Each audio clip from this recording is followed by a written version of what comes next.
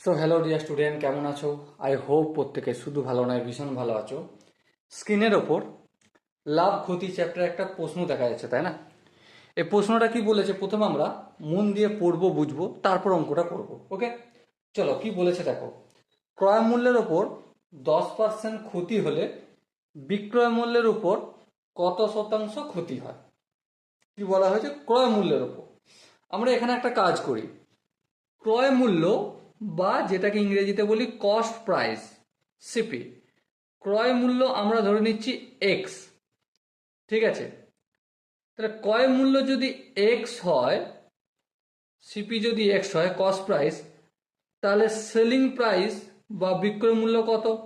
Obviously কোশ্চেনেতেই দেওয়া রয়েছে ক্রয় মূল্যের উপর 10% ক্ষতি হয়, তার মানে বিক্রয় মূল্য হবে এক্স মাইনাস এক্স এর 10%। বলো এই জায়গাটা কি বোঝাতে পারলাম? আই হোপ বুঝতে পেরেছো। গল্পটা কি, আমরা ক্রয় মূল্য প্রথমে এক্স ধরে নিয়েছি, তারপর আমরা বিক্রয় মূল্য নির্ণয় করছি। কেন বিক্রয় মূল্য নির্ণয় করছি?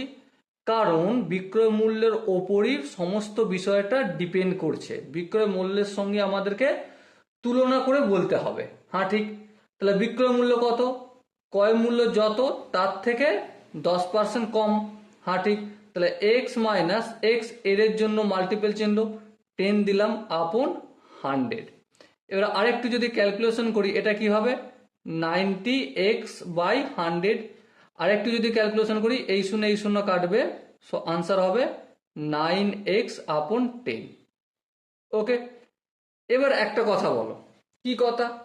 ক্ষতি কতটা হয়েছে, লস, সেটা নির্ণয় করতে পারবো? হ্যাঁ পারবো। কিভাবে পারবো? দেখো এখানে ক্রয় মূল্য বেশি, হ্যাঁ, তাই এক্স ক্রয় মূল্য মাইনাস সেলিং প্রাইস, তাই না? যেহেতু লস হচ্ছে তাই এভাবে করছি আমরা। এবার এটাকে যদি ক্যালকুলেশন করি, কি পাবো আমরা? x/10 পাবো। ওকে, সো এবারে তুলনা করব। কোনটাকে তুলনা করব? এই ক্ষতিটাকে তুলনা করব। কার সাথে তুলনা করব? সেলিং প্রাইসের সাথে তুলনা করব। দেখো কোশ্চেনে বলেছে কি বিক্রয় মূল্যের ওপর কত শতাংশ ক্ষতি। তাহলে যার সঙ্গে তুলনা করছি সেটা কি হয়? এই ডিভাইডেড চিহ্ন দিয়ে নিচে হয় 9x/10। যাকে তুলনা করি, যাকে বলতে কাকে? এখানে ক্ষতিটাকে। কতটা ক্ষতি? x/10। সেটাকে আমরা কোথায় লিখি? লবে লিখি। তো এটা ছিল আমার নিউমেরিক্যাল ভ্যালু, আর এটা হলো কিসের ভ্যালু? এটা ভগ্নাংশের ভ্যালু।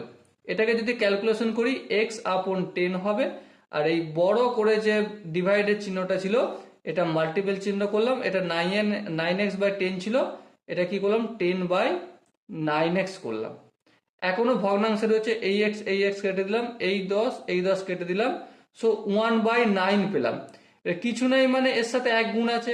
আচ্ছা, এক গুণ আছে মানে কি 100/100 করতে পারি? হ্যাঁ করতে পারি।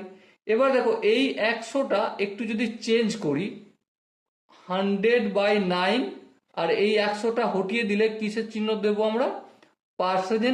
পার্সেন্টেজের চিহ্ন দেবো বা শতাংশের চিহ্ন দেবো।